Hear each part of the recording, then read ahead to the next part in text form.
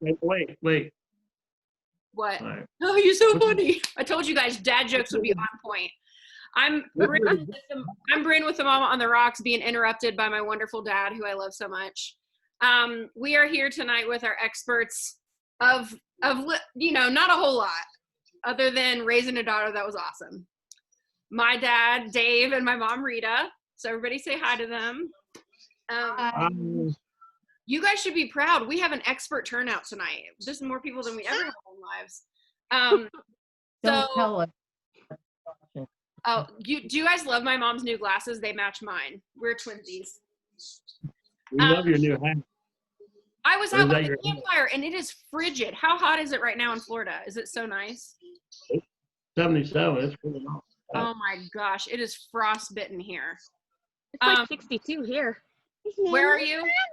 Wyoming. Yeah. Oh my gosh, gracious. Okay. Everybody.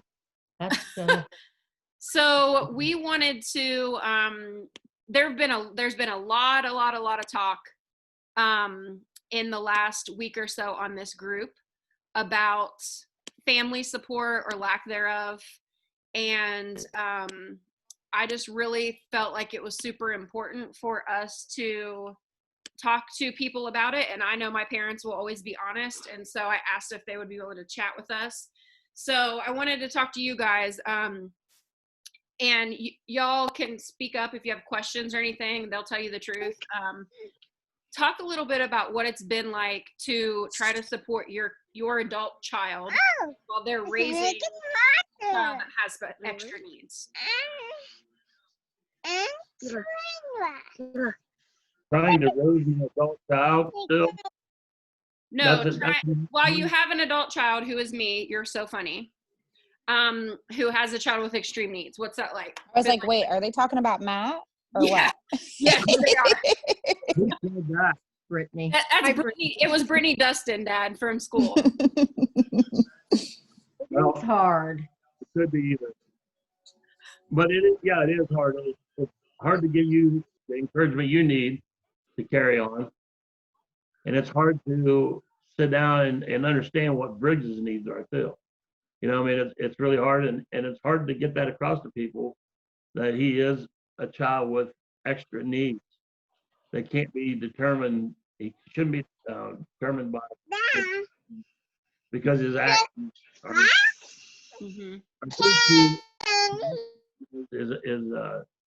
his issues, his problems, his diagnosis. Yeah. One thing I think that raising any neurotypical child and they're acting out, most parents or grandparents going to correct them. You know, they did something bad, whatever. Problem with kids with disabilities with the diagnoses of on the behavioral side is they're invisible. So if you go places, you know, and your child has a meltdown, you know, nobody small understands or it. big, they just see a kid acting like they're bad. Yeah. And they thinking bad parenting. And we thought the same thing too as Briggs was growing up. I mean, we thought he was just acting out being just a little brat, but it wasn't the case. You know, he's a really good kid, very smart, but it took us a while to actually understand where he's coming from and the issues he has. Yeah. I think part of it too is you have to kind of watch the parents and how they react, and until your support system has actually witnessed a full actual meltdown, they're not going to get it.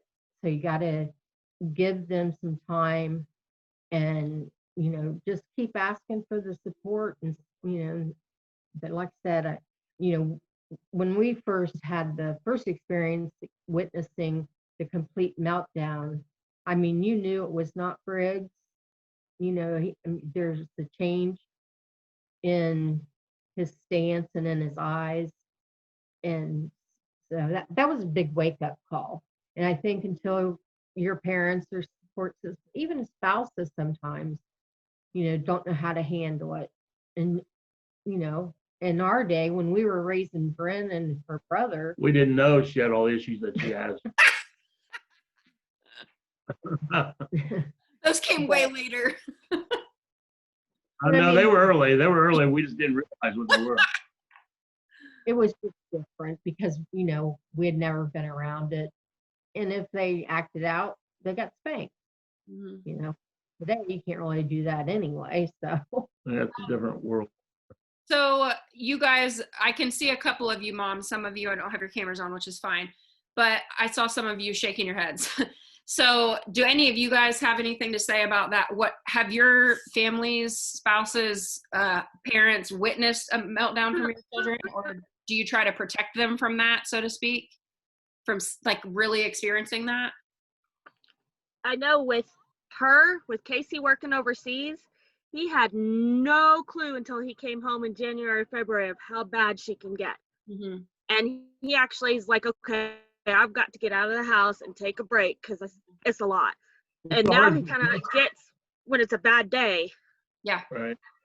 That she's got to go to bed, otherwise mom's going to lose her shit. Yeah. Sorry, I shouldn't. You're fine. She's a beautiful little girl. I say thank you. You're pretty. Mom and Dad, you guys mentioned a little bit about that generational gap. Will you speak to that a little bit? Because I know that one thing, and I tell you guys all the time, this is my safe space. This group is as much for me as it is for you guys. And we have family members who we love and who we know love us, who absolutely do not support us and who absolutely do not support what I do at all. In fact, they tell me that I'm ruining my son's life all the time. And they tell me that he's not going to amount to anything and he'll never be able to keep a job. I've heard all of that.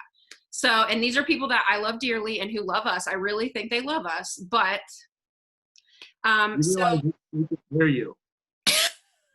Yeah. So this is my subtle way of telling you guys.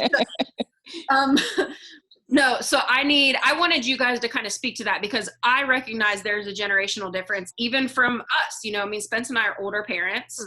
And so, and, you know, we were both raised to get our hind ends whooped if we did something. And so even, you know, the next kind of generation coming up, it's like, oh, you definitely don't do that. And of course, when you're raising an extreme child, you'll try, if somebody tells you go to this church and handle snakes, you're like, sign me up. If it'll heal my kid, I'll do it. So, you know, you guys have seen us go through the gamut of trying everything. So talk a little bit about what that's like, just being older and trying to learn about these things that no one talked about mental health when you guys were raising me and Matt almost 40 years ago. The unique part about it, I think, is after seeing what Briggs went through and other kids, I guess, is that you can reflect back when we were younger. Other kids probably had these issues, but they just didn't know about them. I mean, there was so little known or nothing known about them. Mm-hmm. But, you know, I don't know. It's sort of sad because they're probably the ones that are having issues still today, you know. well, and the other thing too is back then mental issues or mental health issues was not, it was more of a thing to be ashamed about. Mm-hmm. And I think now the more people learn about mental health, their whether the child is typical or has diagnosis and what kind it is, then you know, do the best they can and you gotta love them through it. You know, There's definitely a generation gap. I mean, like, you know, it's totally, it was unacceptable, this thing, when I was really young. I mean, most kids, and even before that, were way worse, where they were just institutionalized. Yeah. Not even think about it. I mean, there was people that would take kids and drop them off this place, and that's where they spent the rest of their life. Yeah. You know, but it's good that they have diagnosis. It would be better if they had the correct medications or whatever they need. Yeah, go ahead and preach that.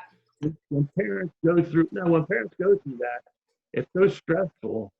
Stressful on the kid for sure, with the ones that have the issues. It's stressful on the parents having to try different medications, trying the dosages, and they change all this. And it seems like something works a little bit, then they change it and put you on something else. Yeah. And it's just crazy. And I know there's a lot of medications out there. I'm not a doctor. I did play one on TV. No, I didn't play one on TV. But there's so many medications out there. And I don't know if they're just shooting craps too. You know, they don't really know. or they know a little bit about it, but maybe if they have 2 or 3 diagnoses, one medication might treat one of them, but Yeah. then it might counteract another diagnosis, when they take.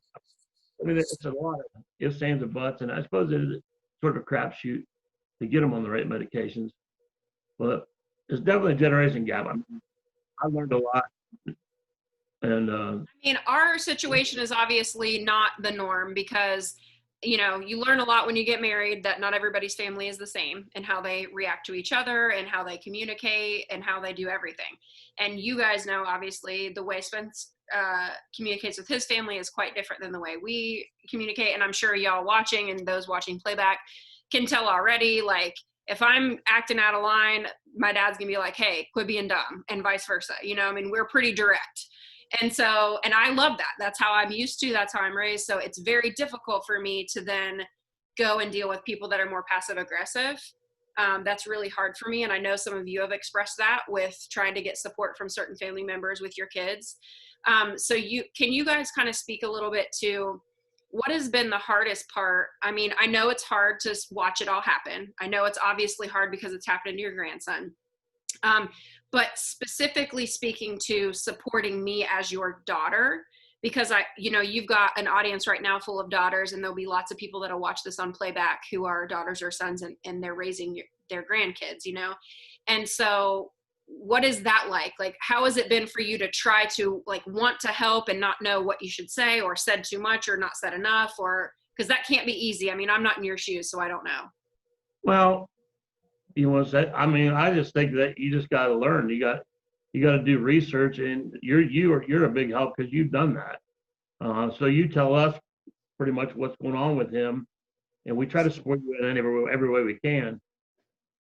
But that's why we moved to Florida, so we can get away from all. Okay. I actually think that's the smartest thing that anybody could have said, because I can speak for being an extreme parent, but I also was an extreme child that was misdiagnosed several times. I mean, I share my story openly now. It was very scary as a child, but I was diagnosed as bipolar at 7.5 years old and was put on lithium and different medications that caused me to act or react in certain ways, because PTSD was not something that was sought after when I was a child. Nobody cared enough to do what we do now. And I think that the generational gap, more so for me and for myself, is that we are so much more vigilant now, and the resources are available to us all the time, whether it be through social media, whether it be through Google, whether it be through all these things that the adults in our lives when we were younger, they didn't have readily available to them. Right. Well, if that makes sense. The internet, I mean, you do research all day on the internet, and where my daughter was, there was no, so the times have changed for sure. I think you just got to realize what's going on, and I think once you understand how it is your child or someone else's child or whatever, grandson, granddaughter, how what they need other than support with any medications or whatever, but you just got to understand where they're coming from, and you just can't be forceful with them for sure. You got to just understand their point of view and try to deal with it in that respect, I think. And everybody else, you could tell them what you tell them, but if they don't understand exactly where you're coming from and where the child's coming from, then they'll never get it, if they don't understand that.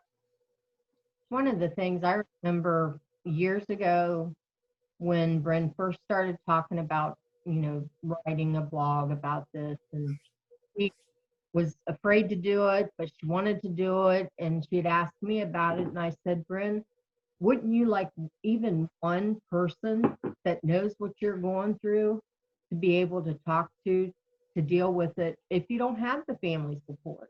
And you may never get your entire family support. If you don't worry about it, don't stress about it. find someone else. You've got plenty of people on this website that she's developed, and every one of you, I think, knows that if there's anything going on and you don't have a parent that supports you, or even a spouse, because spouses can do it too on both. Yeah, you better preach that, Mom. Go ahead. I know that's right. Let's Go not ahead, measure take in it the to air. It's hard, like for us, when they're visiting and Briggs has been great all day, and then he starts acting up, and when he gets tired, that's kind of sets it off. And we know the defiant situation is going to happen, and we know how it's going to be responded to, and it's hard to sit back and not put your 2 cents worth in. Mm-hmm. But you got to do that. I mean, you're not the parent. We just have to support the parents. So that's one of the things I think they just need to learn, and the parents learn just from being around the kids and the parents and seeing how the parents are supporting them, and always reminding the kids how much they're loved every day, and that, they can come to them and talk about anything, and their home is their safe place. And never, I mean, from the get-go, Bren's always said, we don't use the word bad about anything. Mm-hmm. Yeah, I will cut you. Yeah. No. I mean, I will come at you. Okay, so I will, just at having a true and honest moment, because you guys know, like, you're now in our family, so welcome. We've had a couple times where we've kind of had it out, like, all right, let's talk about this. This is hurtful or whatever. So can you guys talk about, I know there are people watching this right now who have had family members say very hurtful things to them, intentionally or not, and all they want is to feel supported. That's it. So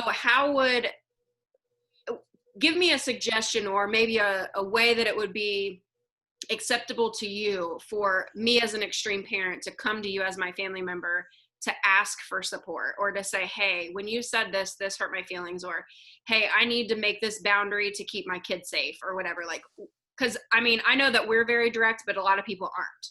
So help us understand that a little more, being from the grandparent perspective. I would say that if it's the mother's parents that's not doing the support, she needs to initiate that conversation and have the husband's support. If it's the husband's family, he needs to start that conversation. And if something happens and they still don't get it, he needs to stay in there until they do get it. And they may never, especially when you've got parents, we're both retired, and so we're old. And I think the older the parents are, it's harder to understand, because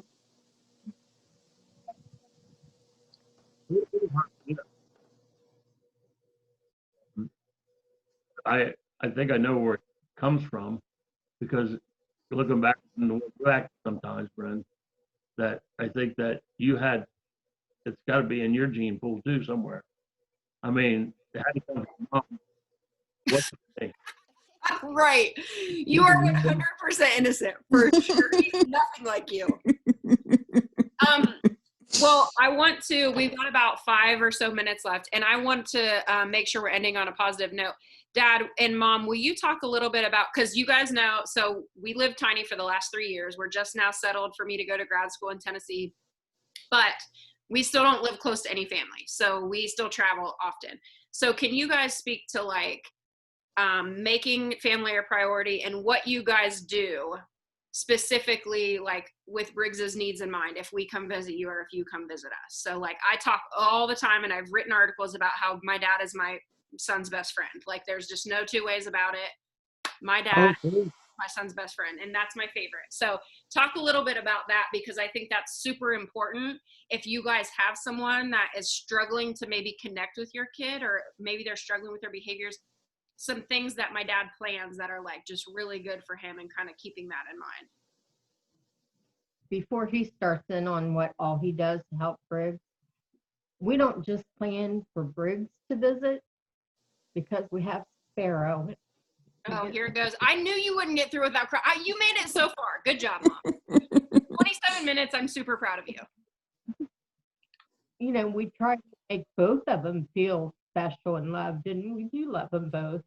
And if anyone would take the time to really get to know Briggs and how kind he is and how loving he is, I just don't understand how people can't get behind supporting that. I love But this so much. Because they're lame, Mom. They're the worst. my part is, we make sure, since Briggs is gluten-free, that we have gluten-free snacks and gluten-free meals planned, and of course we have games and stuff and play, but they love the pool. And usually, they are both waterlogged by the end of the day, and they're tired, so then that's when some of the stuff starts working. But that's just two kids being tired. That it may not be a meltdown, it could be something else then that starts a meltdown.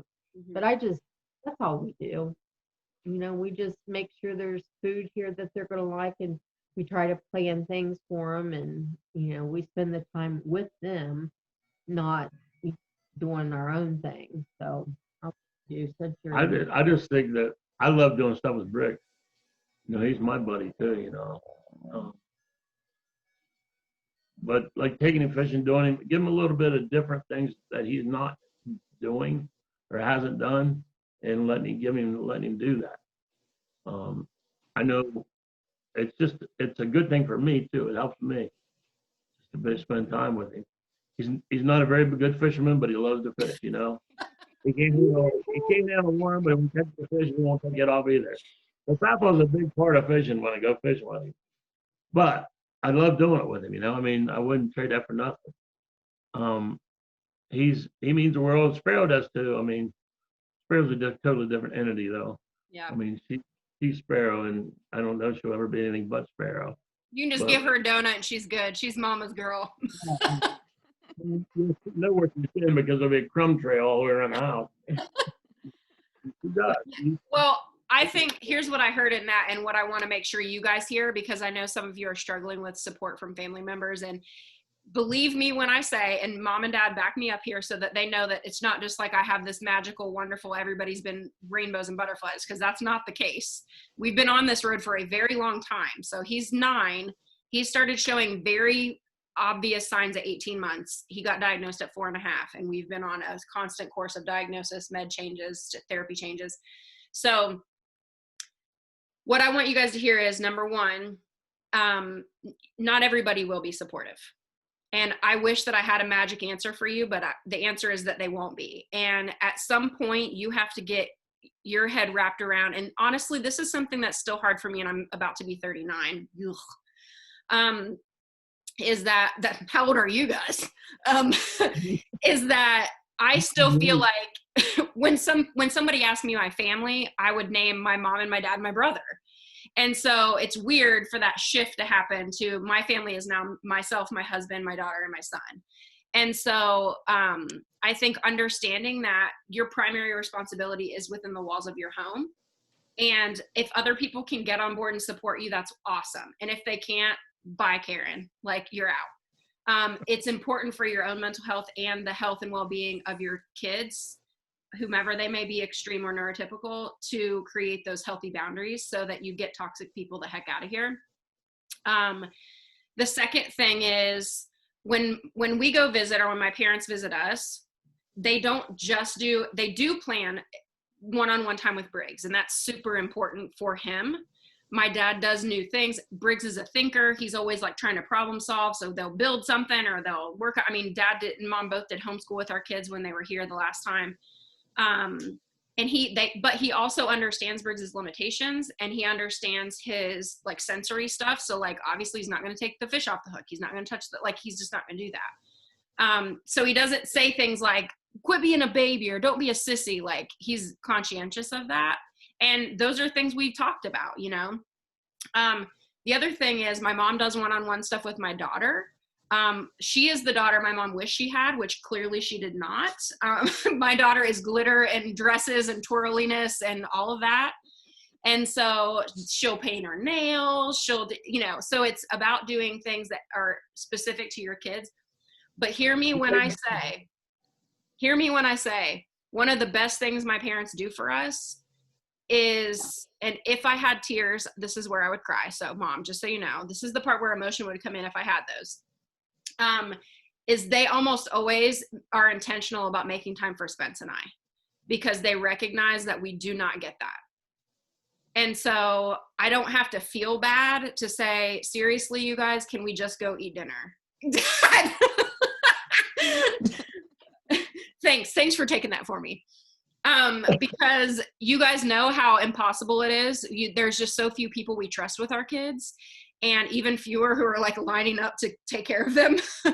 And so it's so nice to be able to have an uninterrupted conversation with my husband and not have to feel like there's going to be kids crawling on me or somebody screaming or somebody getting beat up or whatever, and that my kids are safe, and that they're probably having way more fun and they don't care if I'm there or not anyway. So that is a huge way that people can support you. And so if there's somebody that you know you would feel safe with them, and I've said before, like one of the first, if you never read it, one of the first posts I ever wrote, and I 100% had family members that did not talk to me for an extended period of time once I posted this, was 10 things people who love you say to extreme parents. And every single one of those things were things I have been told before. Just, you can whip it out of them. If they spent time at my house, they'll come back in tip-top shape. April, I think somebody said that to you recently. Just take everything they have. Just take it all away. I'm like, I could promise this kid the world, or that I would blow it up, and he does not care. He's just a boy. I have plenty of friends who have the same diagnosis as him, and they're just girls. So all of those things that they said. And so if you haven't read that, go back and read it. And there's rebuttals to each one of them that may help you out, kind of just bolstering your confidence in dealing with those things. But I would recommend, and mom and dad, you speak to this at what you think, is share things that I post, because I understand that this story is not easy to tell. And a lot of people don't want to share their story, and that's okay. I support you. But I think that it's helpful, and you guys tell me what you think, reading things from the perspective of the parent, of like, oh, this is what it's really like, has, I think, been helpful for people that are in our family to see, because my kids can be perfect angels when I'm not around, when me and my husband aren't there. Yeah. And Usually are. Sharing stuff like that, I think, is important. So don't share your own story if you're not comfortable. Share ours. I don't care.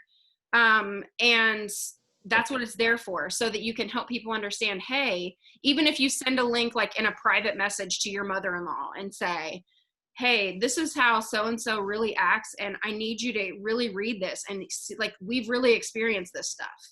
And then maybe them seeing it through somebody else's story won't make it feel so personal and won't make it feel so defensive for them. Right. What do you guys think? Is that helpful for you, or mom and dad? Yeah, I think the first thing is, if you got somebody in your family especially that doesn't understand what your child's going through, I think it's the parents' responsibility to educate them on that. Give them some literature, give them some links or whatever to understand where they're coming from. I think once they understand that, I think it's a lot smoother ride. I think that they'll get along a lot better. Well, you got to get them past the old school of how to raise a child. Well, that's part of the education. So, they've got to actually want to learn and want to see what they can do to make it better. Because if the kids are acting up, it's hard. It's really hard. But if they never see that, like you said, if they never see them acting up, they don't know that anything's wrong. They don't understand where you're coming from when you say he's having a blow up or whatever, a meltdown. But I think you need, I don't know. It's really hard. I just think the education is the best thing, to have them know where they're coming from. And if they know that, then it's easier for them to know where they're going to go, how they're do things with them. That's just my opinion, but I'm not a doctor. I think too, I've seen that there's been some new members in the extreme parenting website now. And if they're new and still don't want to share their story, they can still get on here and read about others and they'll find, I think that they'll go, That's oh, part of the education, learning what well, other that people are makes sense. doing. We're going through it. And I think they Uh-huh. will get more comfortable with seeing that they're not the only ones going through that. And then they'll start to share. And once they start to share their story and how they handle things and read how others handle it, I think that they will be so much better off. Yeah. And if the parents are better off, so will the child or So, children. Bran, I want to tell you this. I actually shared your all of this with. So I think you know that I'm raising my adopted daughter's son, my grandson Grayson, which is also an extreme child, and he has a behavioral specialist that comes. Yep, she cut out. Which is pretty amazing. But I shared what you do with her, and she took this back to the Licking County Board of DD, and she is now sharing what you do with the families that she sees with their extreme kiddos. So Wow. you may see several new members here momentarily because I just met with her last Monday. That's awesome. Love that. If you guys have first of all, I want to make sure it's clear. Okay, I have less than a minute left because I don't pay for Zoom. Stupid. I want to make sure you guys understand, if you want to share stuff, share it. Don't invite people to this group that would make it not safe for you. There are people in my family I would never want in this group because I say exactly what I think, no holds barred. And that's why it's my safe place. That's why my dad is banned from the group. I'm kidding. So dad and mom, last bit of advice. One thing you could tell somebody to support, what would you tell them? Love, man. Just give them all the love you can do. All you got to give, just give it to them, and they'll sort it out. I mean, and you got to be knowledgeable about what's going on.